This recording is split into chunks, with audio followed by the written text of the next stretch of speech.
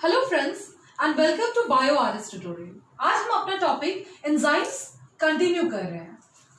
Previous class में मैंने आपको हॉलो एंजाइम्स एक्सप्लेन किया था, जिसे आप आई बटन में जाकर देख सकते हैं। देखिए, एक हॉलो एंजाइम क्या है। हॉलो एंजाइम फंक्शनल यूनिट है एंजाइम का। यानी यहां आप स्ट्रक्चर में देखिए, ये आप एक स्ट्रक्चर देख रहे हैं पॉलीपेप्टाइड चेन का। ये क्या है? ये एक एंजाइम है, एंजाइम का स्ट्रक्चर। तो इसमें ये कंप्लीट चेन जो आप देख रहे हैं, ये कंप्लीट चेन है जो कि एमिनो एसिड से बना हुआ है। लेकिन इसमें ये सारे एमिनो एसिड्स कभी भी किसी एंजाइम के फंक्शन में पार्टिसिपेट नहीं करते हैं। इसलिए इसमें क्या है, यहां आप ध्यान दीजिए कि रेड मार्किंग से जो मैंने एमिनो एसिड्स को डिनोट किया है और यहां एक ग्रीन मार्किंग, तो ये एमिनो एसिड्स और साथ में अदर ग्रुप ये मिलकर किसी भी एंजाइम के फंक्शन में पार्टिसिपेट करते हैं। जो कि मैंने आपको प्रीवियस क्लास में बताया कि amino acids only 5% amino acids responsible होते हैं फंक्शंस के लिए, किसी भी एंजाइम के फंक्शन के लिए। अब देखिए हॉलो एंजाइम, तो हॉलो एंजाइम आपको मालूम है दो पार्ट से मिलकर बना हुआ है।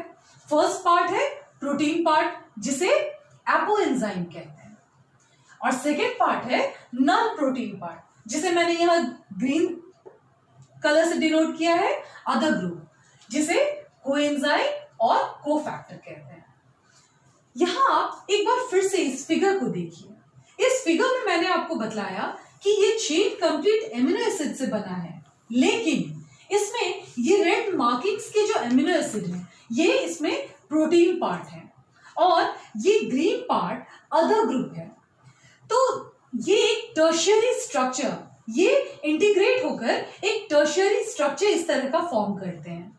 इसमें आप देखिए कि यहां जितने भी रेड मार्किंग्स के मैंने आपको और ग्रीन मार्किंग्स के, ये प्रोटीन पार्ट और अदर ग्रुप्स जो बतलाए थे, इन्होंने टर्शियरी स्ट्रक्चर फॉर्म किया है। और यहाँ जो बाकी के एमिनो एसिड्स थे जो कि स्ट्रक्चर के लिए रिस्पॉन्सिबल हैं, वो इसमें इंटीग्रेट नहीं हुए हैं। तो ये जो टर्शियरी स्ट्रक्चर फॉर्म हुआ है, इसी को हम हॉलो एंजाइम कहते हैं।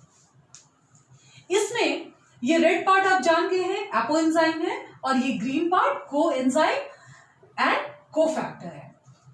इसमें एक एक्टिव साइट होता है जहां एंजाइम अपना एक्शन करते हैं। ये एक्टिव साइट क्या है? ये एक्टिव साइट, इसमें एक स्मॉल रीजन होता है, एक छोटा सा जगह होता है जिसमें सबस्ट्रेट आकर बाइंड करते हैं। अब ये सबस्ट्रेट क्या है? सबस्ट्रेट मतलब वो चीज जिस पर एंजाइम अपना एक्शन करते हैं, और उसके बाद ये कैटालिटिक प्रोसेस में पार्टिसिपेट करते हैं। यहां आप एक्टिव साइट का स्ट्रक्चर देखिए। यहां मैंने आपको बताया है कि हॉलो एंजाइम्स क्या है, ये दो पार्ट से मिलकर बने हैं। तो इसके स्ट्रक्चर में भी दो पार्ट्स हैं, फर्स्ट प्रोटीन पार्ट और सेकेंड है अदर ग्रुप, यानी कोफैक्टर एंड कोएंजाइम। तो इसमें सबस्ट्रेट बाइंडिंग साइट, यहां जो आप रेक्टेंगुलर शेप में देख रहे हैं, यह है सबस्ट्रेट बाइंडिंग साइट। यानी हम लोग जो भी खाना खा रहे हैं जिसके ऊपर एंजाइम एक्शन करेगा, यहां आकर बाइंड होता है, और जो कि एक प्रोटीन पार्ट है। और यहां ये कैटालिटिक साइट है जहां कोफैक्टर कोएंजाइम अपना एक्शन करते हैं।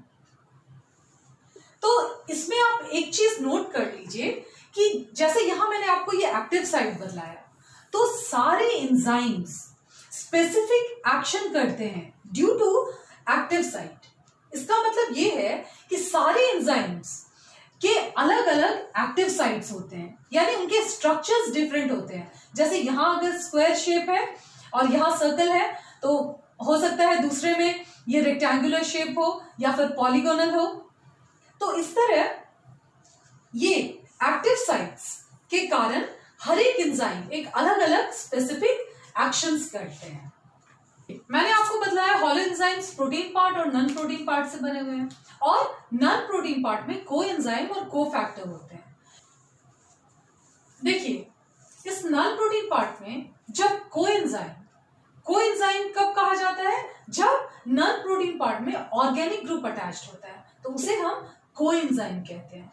और जब इनऑर्गेनिक ग्रुप अटैच होता है नॉन प्रोटीन पार्ट में तो उसे हम कोफैक्टर कहते हैं। इसे आपने समझ लिया। अब आप ये देखिए, ये कोएंजाइम्स, इनके कैरेक्टरिस्टिक्स क्या हैं? तो फर्स्ट कैरेक्टरिस्टिक है इसका, ये नॉन प्रोटीन है। आपको मालूम है नॉन प्रोटीन पार्ट से मिलकर ये तैयार हुआ है, तो इसलिए ये क्या है? नॉन प्रोटीन पार्ट है। नेक्स्ट क्या है? ये ऑर्गेनिक मॉलिक्यूल है। आपको मैंने यहां बतलाया कि नॉन प्रोटीन पार्ट में जब ऑर्गेनिक ग्रुप अटैच होते हैं तो इसे ये कोएंजाइम तैयार करते हैं, तो इसलिए ये क्या है? ये ऑर्गेनिक मॉलिक्यूल है। और क्योंकि इनके मॉलिक्यूल्स बहुत ही स्मॉल होते हैं, बहुत छोटे होते हैं, तो इसीलिए ऑब्वियसली इनका लो मॉलिक्यूलर वेट होता है। और फोर्थ कैरेक्टरिस्टिक है कि ये डाइजेस्टेबल है। डाइजेस्टेबल मतलब क्या?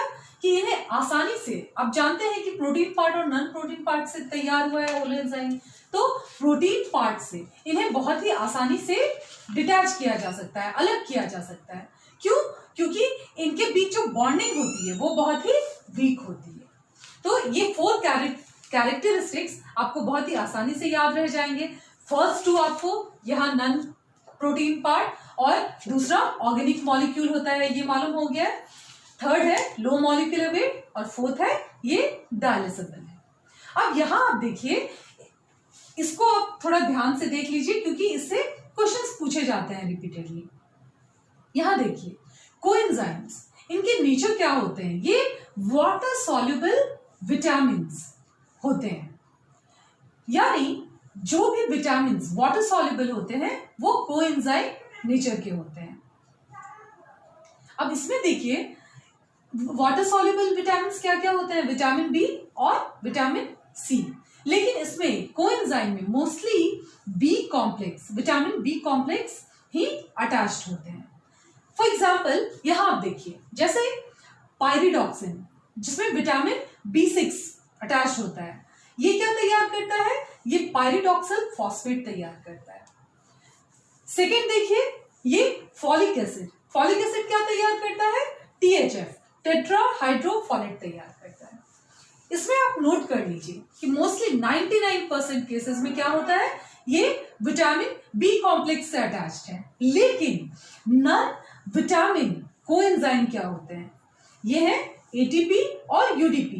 ATP यानी एडेनोसिन ट्राइफॉस्फेट, UDP यानी यूरिडिन डाइफॉस्फेट।